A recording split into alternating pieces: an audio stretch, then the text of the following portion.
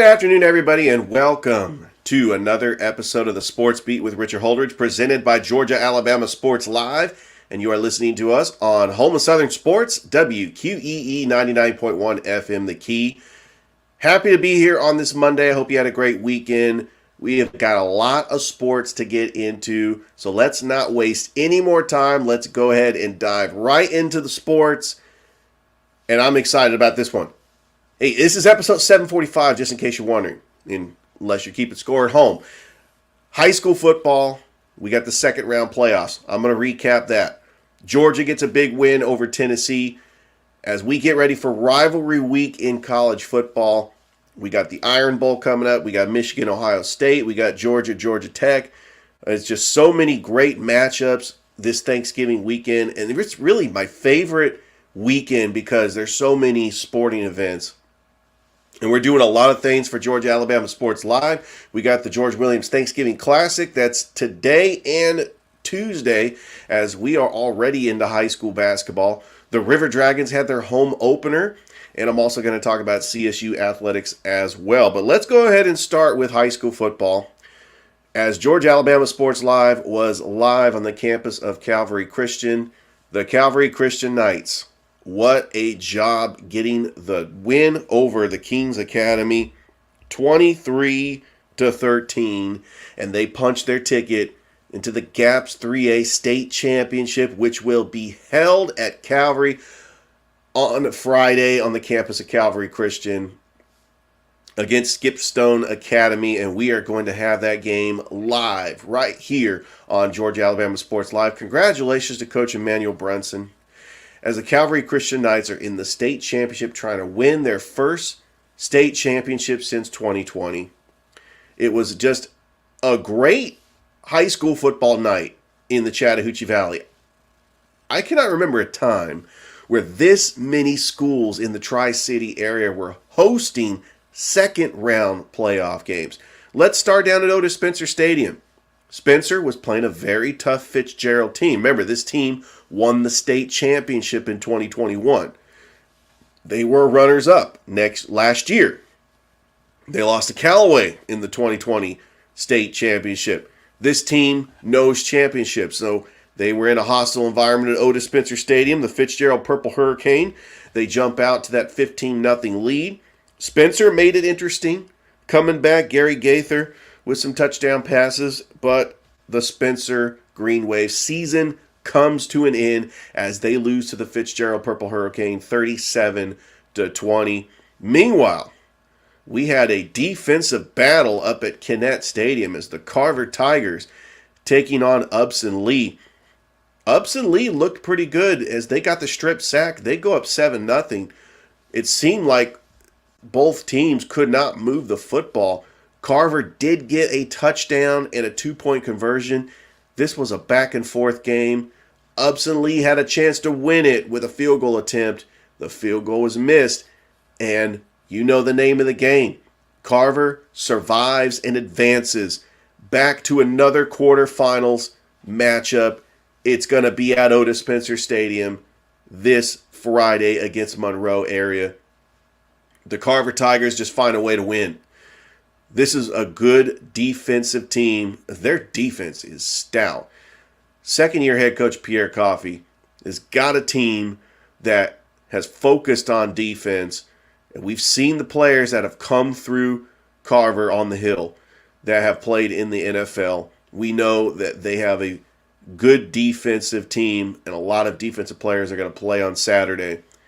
The Carver Tigers are able to survive in advance, and this was a huge deal. Monroe area, they get the win over Gilmer. Remember, this team upset Sandy Creek. They were the number 3 seed. Gilmer upset Adairsville, which means that Carver is going to have a home game in the quarterfinals. Another team in the Tri-City area that will be hosting a home game in the quarterfinals is the Harris County Tigers. 11 wins, more wins than any Harris County Tigers team in school history. They defeat Statesboro 42-7. Harris County just continues to roll. They're 11-1, but they're going to face their biggest challenge yet. Undefeated Jefferson is coming to the county. for a quarterfinals matchup this Friday. That is going to be an epic game. When you think of Jefferson, you think of a powerhouse in 5A. I know that is going to put the state on notice. And then finally, I want to talk about Pacelli and Brookstone. Brookstone finally did it.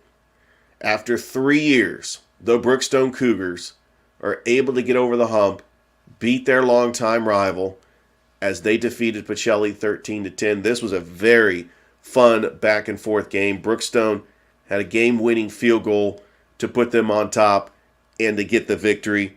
They will take on undefeated Bullock Academy on the road next week in the GIAA semifinals. Some of the other games, the Callaway Cavaliers, they're going to host Fitzgerald next week at Callaway Stadium. They were able to get the 42-19 win over Model. And now we have a rematch of the 2020 state championship for 2A. Callaway taking on Fitzgerald at Callaway Stadium. Some of the other teams up in Troup County, their seasons came to an end.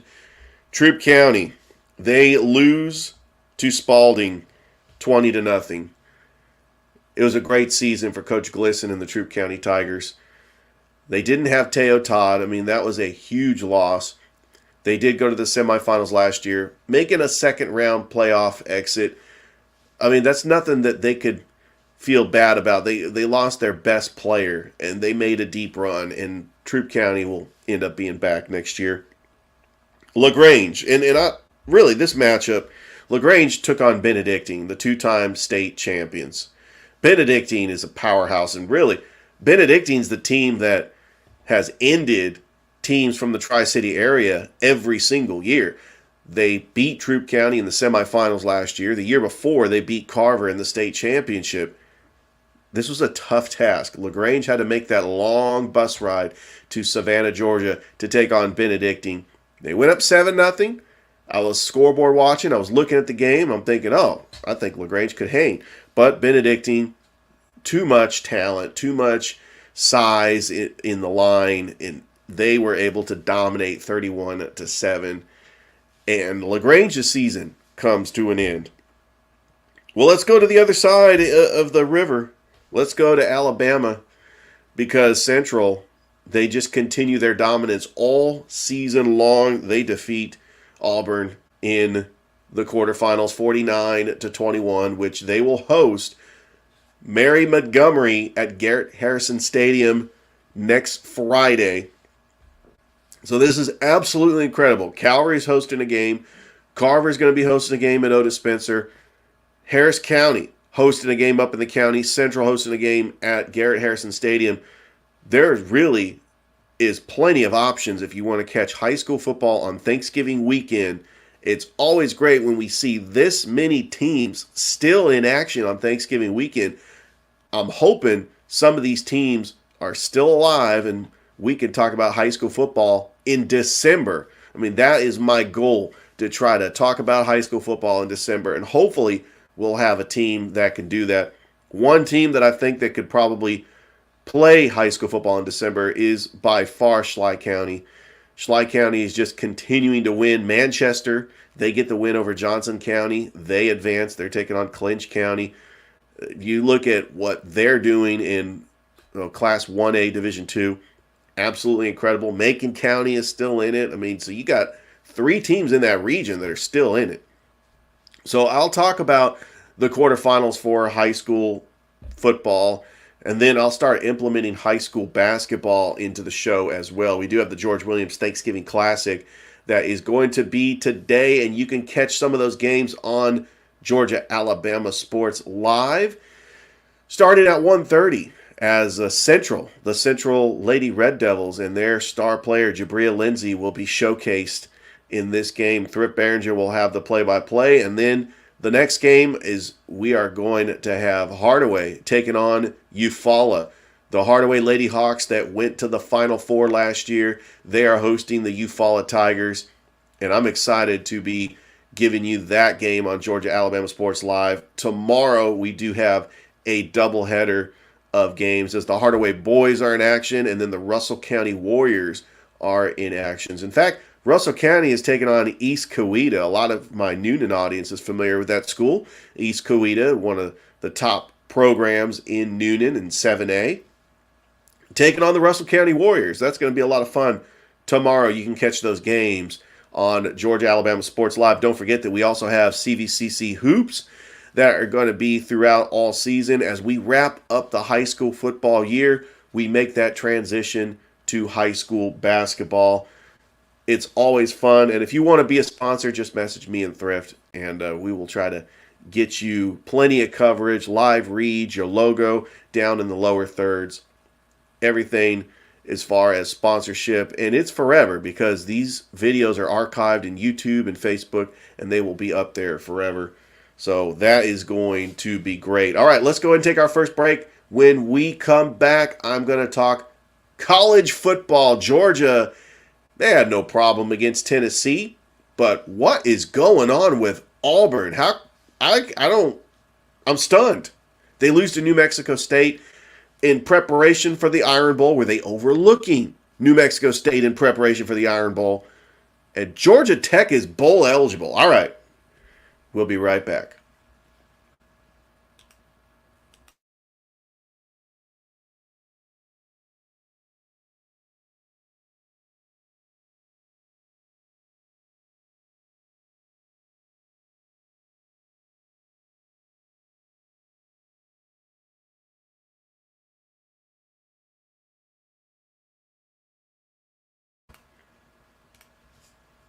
Welcome back to the Sports Beat with Richard Holdridge, presented by Georgia Alabama Sports Live. I hope you had a great weekend. I am your host, Richard Holdridge. Happy to be here on this Monday, just giving you a recap of everything that went on over the weekend. Let's talk some college football. Georgia, I was impressed. Look, Tennessee came out, and they got that run, and they went up 7-0. It was like, okay, same old story. Can Georgia hang with Tennessee in a hostile environment in Knoxville? Well, Georgia's proven that they are the best team in college football. The way they just beat Tennessee 38-10 tells you that Georgia is not only the number one team in college football, but they continue to get better because they have weapons. This is the best wide receiver core that I have seen in a long time. And Ladd McConkey didn't even play. One reason why Georgia, who a lot of people think they dropped off because they had 25 players that get drafted to the NFL. They don't have their defensive stars like Jordan Davis and Jalen Carter and Devontae Wyatt, and you have Louis Seen. I mean, they had some great players. Trayvon Walker, forgot about him. He's the number one overall pick in Jacksonville. The Georgia Bulldogs defense lost a lot of stars, but this defense is still one of the top defenses in all of college football. I think their receiving core has improved. I like the running back tandem of Dejon Edwards and Kendall Milton. It seems like from their championship games, with their years in 2021 when they had James Cook and Zamir White, they do not miss a beat. Yes, Brock Bowers, he is a special player, and when he is 100% healthy, look out, because I don't think anybody on Alabama's defense is going to be able to stop Brock Bowers, and they might have the game plan of just giving it to Brock Bowers if they have to pick up a third down, big crucial third down. They don't want to overlook Georgia Tech because Georgia Tech is just a weird team. They're very sneaky good. They don't want to overlook Georgia Tech, but this rivalry has been one-sided. I will preview this rivalry, clean old-fashioned hate, at Bobby Dodd on Friday, and then in 2 weeks, it is the SEC Championship. I'm hoping to get some guests on this show. Maybe Ben and Travis. I mean, I've been wanting to get Ben and Travis on this show for a long time. Definitely want to try to get Gabe Reynolds on. He is an Alabama fan. 2 weeks, the SEC Championship, Georgia and Alabama. Georgia had no problem over Tennessee. Carson Beck has got control of this offense. He is sufficient. He is not making the big mistake. Carson Beck is the type of quarterback that you want running this system. Alabama, we knew they were going to blow out Chattanooga. They're prepping for the Iron Bowl. I'll talk about the Iron Bowl and really what this means to the state of Alabama. I actually got the first taste of the Iron Bowl back in 2005 when I lived in Memphis and I was visiting a friend down in Birmingham. And it felt like the Super Bowl. I mean, that's what the Iron Bowl is in the state of Alabama. It's the Super Bowl. It is bigger than the Super Bowl. This, in my opinion, is the biggest rivalry in sports. And these two teams absolutely hate each other. There's no question about that. But this rivalry runs so deep. I mean, look at the documentary, the 30 for 30, Roll Tide, War Eagle. I mean, you had a fan on Alabama poison the Tumors Corner trees. I mean, that's how big this rivalry is, and people just take it too far. And when you go down to Auburn, crazy things have happened, and I will get into all the games that has happened at Auburn, including we're approaching the 10-year anniversary of the Kick Six. This is probably the biggest play when I was watching this game from start to finish. This is the biggest, I can't believe that just happened play. And it did happen because Alabama wanted to try to get 1 second back on the clock to attempt a 58-yard field goal, which was very close to going in. Alabama could have easily won this game, and we could have been talking about Alabama beating Florida State in the national championship and being the first team to three-peat since the 1930s Minnesota Golden Gophers. I mean, that's how big an impact the Kick Six had in this game. All right, Auburn. I cannot describe what happened to Auburn on the Plains Saturday. They were supposed to beat New Mexico State. When you schedule these, I wouldn't call them cupcake games because New Mexico State's 8-3. They look like a very good team. When you schedule these games during this week, Alabama scheduled Chattanooga, Texas A&M scheduled Abilene Christian. You schedule these games, you think that you're going to win. But was Auburn overlooking New Mexico State, which, by the way, is a good team? They're 8-3. Was Auburn overlooking New Mexico State in preparation for the Iron Bowl? I would say absolutely they were. Auburn should not lose to New Mexico State. Now they're 6-5. They're still going to go to a bowl game. But Alabama's a double-digit favorite at Auburn. Look, I'm not a betting man. I seriously would take the points. I think this game is going to be a lot closer than people think because it is at Auburn. Look at 2 years ago, Brian Harsin's first year. Auburn almost won that game, lost it in overtime. If it wasn't for a circus catch by Ja'Cory Harris and Bryce Young's heroics, Auburn ends up beating Alabama in the Iron Bowl 2 years ago. So yeah, 31-7. Just a shocking loss. Absolutely shocking by Auburn. Now let's talk about Georgia Tech. Because Georgia Tech, they become bowl eligible under Brent Key in his first year as the full-time head football coach for the Georgia Tech Yellow Jackets. They get the 33-22 victory over the 'Cuse. Syracuse fired Dino Babers. They love Syracuse football up in New York. I mean, you can't get the job done. You don't go to a bowl game, you're going to get fired. Syracuse is 5-6. They could miss out on a bowl game if they lose next week. But, you're looking at the ACC, the landscape of the ACC. Yeah, Georgia Tech does play Georgia next week. And it's been over 20 years since the last time Georgia Tech has won a game against Georgia at Bobby Dodd. The only 2 times I remember Georgia losing to Georgia Tech, it was in Athens. 2008, Georgia was preseason number 1. They lose to Georgia Tech. In 2016, in Kirby Smart's first year, remember Taquan Marshall was on Georgia Tech. Georgia Tech defeats Georgia in Athens. This has been a one-sided rivalry. There were a time when Georgia Tech was a top 10 team. Georgia came in and got the upset. 2009, remember Georgia led by Joe Cox. This was where I thought that Georgia was going to fall off, and this is where Mike Bobo, he started stamping his legacy as the offensive coordinator under Mark Richt, but it was the defense led by Willie Martinez, and that's why they had to make the change to Todd Grantham. I remember going from 2009 to 2010, Georgia's defense was horrible in 2009. It was the offense that actually was pretty good, but they just didn't have that featured running back. But they do get the upset against a Paul Johnson-led Georgia Tech team that was a top 10 team led by Josh Nesbitt, Jonathan Dwyer. They had some great players. Georgia Tech loses that game, and that was a huge upset. But there's some other games in this rivalry that have been exciting. I remember some overtime games, but I'm looking forward to this, and I'm glad that they're having this at night at Athens. This is usually the 12 o'clock kickoff. Thanksgiving weekend, it's always great watching Georgia Tech. But I prepped for it for the Iron Bowl. I'm glad that they're not putting it at 3:30. One year, in fact, 10 years ago, they put the Georgia Tech game at 3:30 at the same time as the Iron Bowl. No, I do not like that. Nope, don't do that. But now with technology, you can stream multiple games. You could put a game on the TV. You could watch a game on your phone. Some other ACC scores, Louisville. 38-31 over Miami. They're in the driver's seat to take on Florida State in the ACC championship.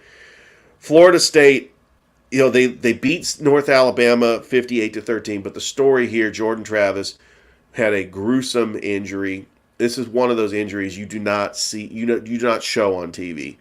You look at some of the injuries that happened in the past. Hopefully, Jordan Travis will be okay. We're really not talking about his career anymore. We're talking about a speedy recovery and his overall health of him as a person. I'm hoping that he's able to recover.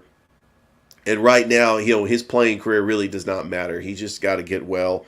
Clemson, they beat North Carolina 31-20. Clemson 7-4. Still a down year for Dabo Swinney and the boys. Notre Dame rolling over Wake Forest. Virginia beating Duke. You go swinging it back to the SEC. You have Georgia State. They were close with LSU in the beginning of that first quarter. LSU rolls 56-14. You have Missouri beating Florida 33-31, and Florida is 5-6. Now look, if they beat Florida State next week, they're going to a bowl game. But Florida State could not only help their case for the college football playoff, but they could dismantle Florida's season by denying them a bowl game. That would be huge for the rivalry. And then, like you mentioned, 31-10, New Mexico State beating Auburn. I think I got the score wrong there. Arkansas, they're going to keep Sam Pittman. They defeat Florida International 44-20. They're not going to a bowl game. South Carolina beats Kentucky. If South Carolina beats Clemson next week, they are going to a bowl game. Kentucky's already going to a bowl game. And then you got Ole Miss beating Louisiana Monroe. Ole Miss 9-2.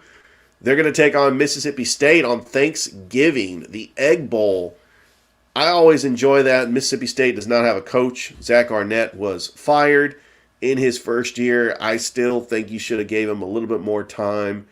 But Ole Miss going into Starkville with the hostile environment, with the bell cows, they will probably get the win, I think. Lane Kiffin trying to get a New Year's Six bowl, but you're also competing with Missouri to try to get a New Year's Six bowl, because you look at the college football playoff rankings, both teams are top in there, but Missouri is ranked higher. I think Missouri could get that New Year's Six bowl game.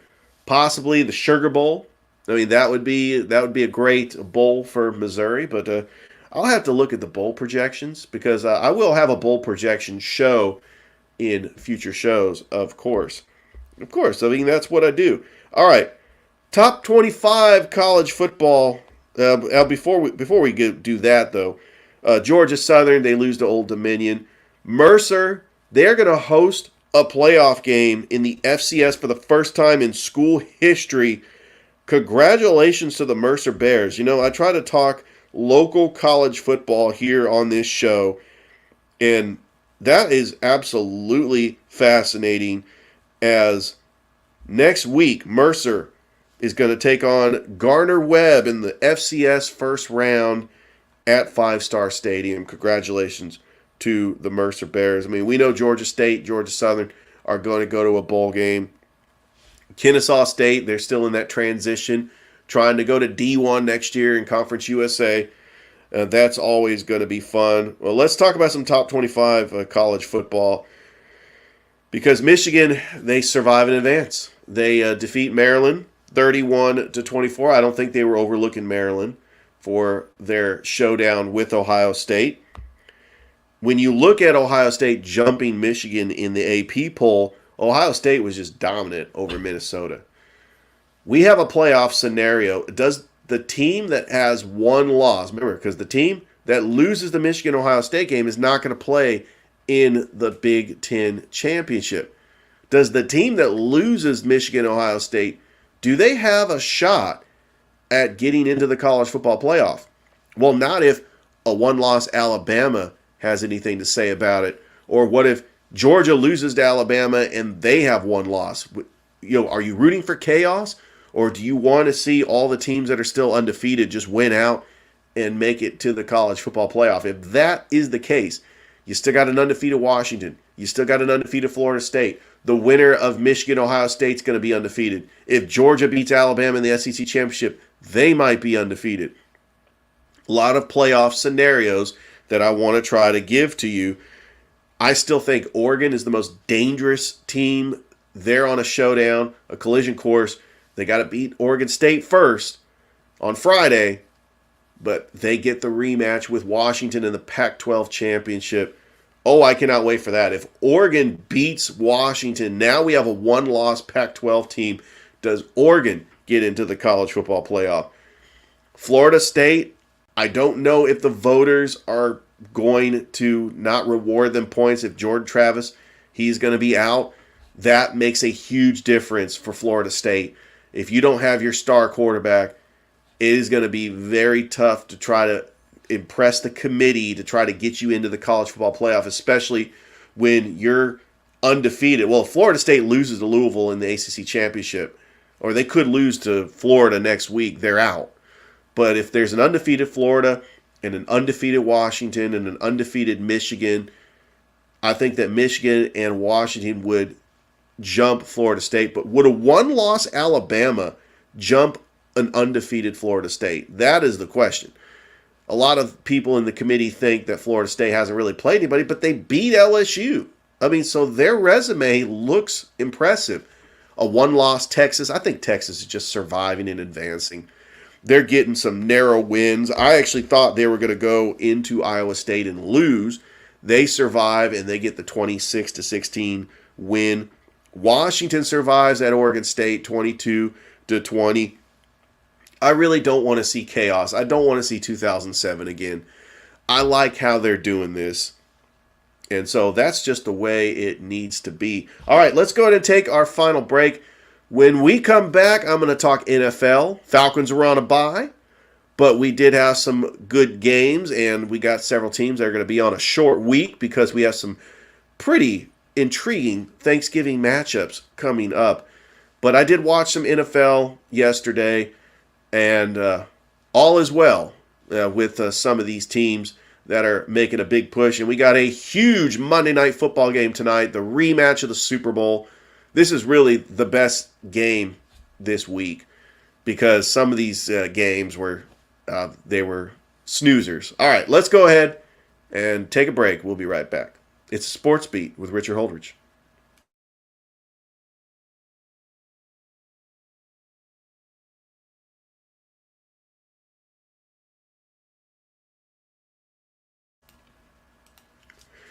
Welcome back to the Sports Beat with Richard Holdridge, presented by Georgia Alabama Sports Live. And don't forget that you are listening to us on Home of Southern Sports, WQEE 99.1 FM The Key. I am on after Rod Peterson. I know that he's talking CFL Grey Cup. Wow. I mean, the Montreal Alouettes, the Winnipeg Blue Bombers. I mean, very exciting. CFL Grey Cup. Just wanted to give a shout out to him. I know that's going to be his coverage all day on the Rod Peterson Show, as he covers everything up in Canada and just does a great job, by the way. NFL Week 11, we've got the Cleveland Browns surviving and advancing, beating the Steelers 13-10. Cleveland is 7-3 on the season. rookie Dorian Thompson-Robinson filling in for Deshaun Watson, who is out for the season. I don't know if this Browns team is good. They are 7-3 right now. They would be in the playoffs, but it is hard to tell because the Steelers were a 6-3 team that has got some struggles. They don't look like a 6-3 team, but you always hear the terminology, you are what your record is. But the Browns do get the 7-3 win, and they got to keep pace with the Baltimore Ravens. I still think the Baltimore Ravens is the class of this division. But can the Browns, who've beaten Baltimore in Baltimore, but that was with a healthy Deshaun Watson, and now he's out for the season. The Houston Texans played a bad game against the Cardinals. C.J. Stroud with 3 picks, but Houston survives and advances. And DeMeco Ryans, in my mind, is the coach of the year. I know Dan Campbell, 8-2, the Lions. He looks like he's going to win coach of the year. But DeMeco Ryans is the coach of the year. The Houston Texans are 6-4, and they could make the playoffs. This is absolutely incredible for a franchise who had turmoil and disarray their last 2 head coaches. And DeMeco Ryans has really established something special in Houston. And C.J. Stroud is the best rookie quarterback in this class. The Jaguars, they do what they do. They get the win over the Tennessee Titans, 34-14. If you had Calvin Ridley on your fantasy team, you had a good day. Calvin Ridley's starting to become just a weapon who, he was a non-factor against San Francisco the week before. But a good bounce-back win for the Jacksonville Jaguars after getting a humiliating loss to the 49ers. Jacksonville is 7-3. You had a very good game, the Raiders and the Dolphins. The Dolphins, they get a close win, and they win a game where they score 20 points or less. So the Dolphins, they usually blow out teams. That's how they win, and they were able to beat the Las Vegas Raiders, who Aiden O'Connell is a formidable quarterback. Antonio Pierce, I still think you give him the job full-time. I know there's talks that Jim Harbaugh wants to coach the Vegas Raiders, but the Raiders are going to be competitive, and this was a very good game. And the Dolphins continue, keeping pace, because the Bills won. They got a 2-game lead in the AFC East. The Dallas Cowboys blowing out the Carolina Panthers on the road, 33-10. I'm not shocked. The Cowboys are a very good team. Bryce Young might be a bust, and the Dallas Cowboys, I think they're going to get another win on Thanksgiving, as they will take on the Washington Commanders, who got humiliated by the New York Football Giants, 31-19 at home by Tommy DeVito. Tommy DeVito beats the Washington Commanders. Ron Rivera, who's a defensive genius, he should be ashamed of himself. I think Jack Del Rio should get fired over this game. I mean, Jack Del Rio is supposed to be this genius. I know they're missing Chase Young, but I cannot believe that a quarterback by the name of Tommy DeVito threw 3 touchdown passes and he gets his first NFL win. What a game. Amazing by the New York Football Giants. And then you have the Detroit Lions coming back from a 12-point deficit to defeat the Chicago Bears, 31-26. The Lions are 8-2 for the first time since 1962. This Detroit Lions team is for real. And I think when you get into the playoffs, I don't know if they can win a road playoff game, but if the Lions get home field advantage, they could make it to the Super Bowl. The Lions play very well at home. I just don't know if they don't have a whole lot of experience to win a road playoff game. But I think if you set everything up where they have a home playoff game, absolutely the Lions can get to the Super Bowl. I know that gets Detroit Lions fans very happy. A big shout out to everybody in the 313. We're not really fans of the free world. Anyway, the Detroit Lions 8-2. And we've got the Green Bay Packers. Jordan Love, a come from behind victory, a touchdown pass to win it for the Green Bay Packers over the Los Angeles Chargers, which I think Brandon Staley get a little hostile in that post-game press conference. He's in trouble. This is a defensive coach, and the defense is broke. And he's calling the plays on defense. I mean, he needs to give that up. You need to find a up-and-coming hot defensive coordinator because your job's on the line. Brandon Staley could be out of a job. Jim Harbaugh could possibly want the Los Angeles Chargers job. I mean, you got a quarterback already. You're wasting Justin Herbert with his talent. I know the Chargers made the playoffs last year, but remember, they blew that big lead to Jacksonville. The Chargers have been underachieving under Brandon Staley. And it's just, whether it's Anthony Lynn, whether it's Brandon Staley, you got to get your coach right. And really, it's the organization as well. Remember, Marty Schottenheimer went 14-2, and you let him go for Norv Turner. I mean, come on.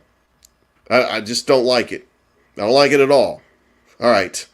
Let's talk about some of the afternoon games. 49ers, they had no problem against the Tampa Bay Buccaneers. But Talanoa Hufanga is going to be out for the season with a torn ACL, as that's what they fear. He's going to have an MRI today. I still think the 49ers, one of the top teams in the NFC, Brock Purdy with a perfect passer rating, 3 touchdown passes. Once again, the longest touchdown pass was to Brandon Ayuk. The 49ers, I'm not a little nervous, but they do have a Thanksgiving matchup in the Pacific Northwest against the Seattle Seahawks, which the Seahawks, they lose after their kicker missed a 55-yard field goal. They lose to the Rams. The Rams sweep them in the season series. Geno Smith was out for a little bit.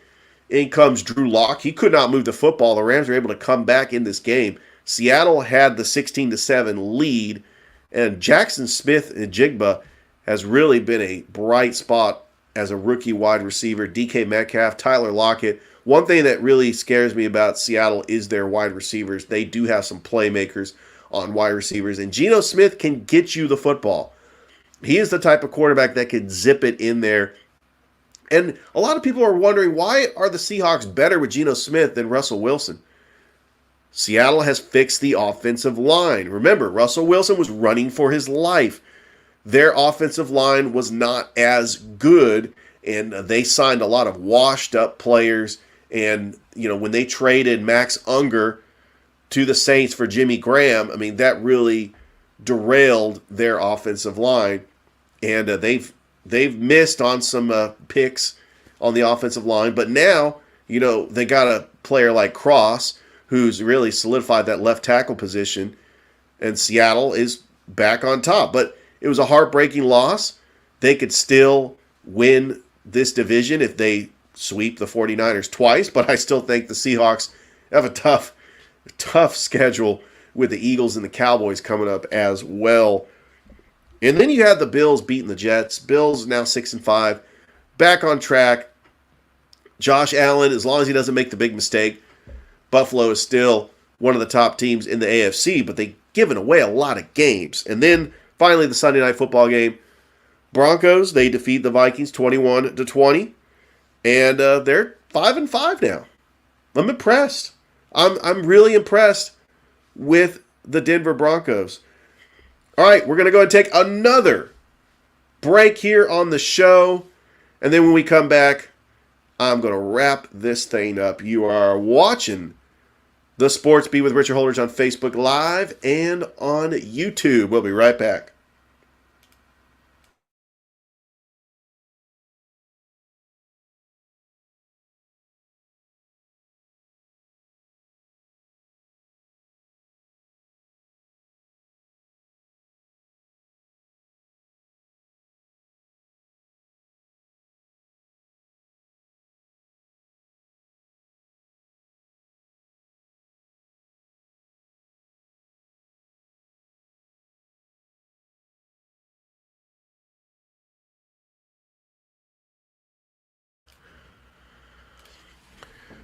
Welcome back to the Sports Beat with Richard Holdridge. Final segment of the show.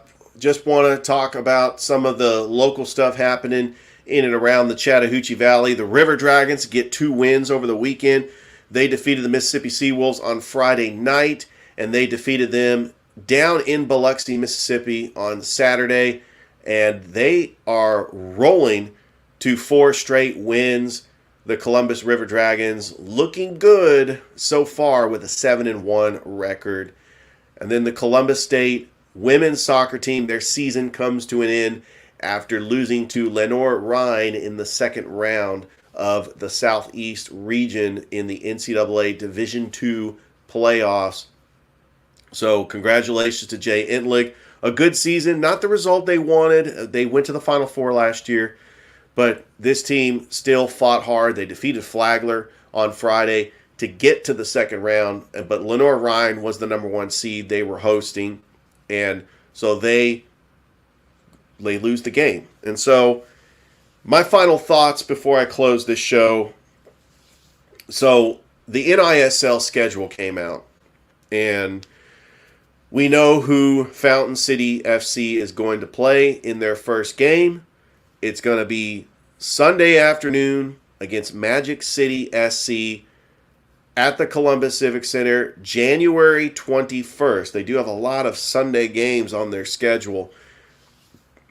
And look, I know that the Columbus Rapids went away, but this is a professional team in Columbus, and as long as there's a professional team in Columbus, I will be covering them on this podcast, and I wish them nothing but the best. We still don't know anything about Foundry FC. Foundry FC, is an indoor soccer team in Columbus that replaced the Columbus Rapids. They don't have a head coach yet. They don't have any players signed. I don't even think you can get merch. So there's just a big mystery with Foundry FC, and I'm just interested to see how this plays out. I want to be there for the opener because I just want to see how many fans are going to show up. I thought that the Columbus Rapids had a huge success, especially in year one, and to see all that go away is very disappointing. It truly is. Well, I got to say, that is all the time I have here in the show. But I do thank everybody for watching the show on Facebook Live and on YouTube. Don't forget to like and subscribe to the Facebook channel and subscribe to the YouTube page. Don't forget that we do have the George Williams Thanksgiving Classic that is happening today and Tuesday. You got the girls teams playing today. The boys teams are playing tomorrow on the campus of Hardaway High School. I hope everybody has a great rest of your day and enjoy your Thanksgiving. As we approach the holidays, it's always a great time, and I hope everybody just continues striving to do what you do out there, and we'll see you next time.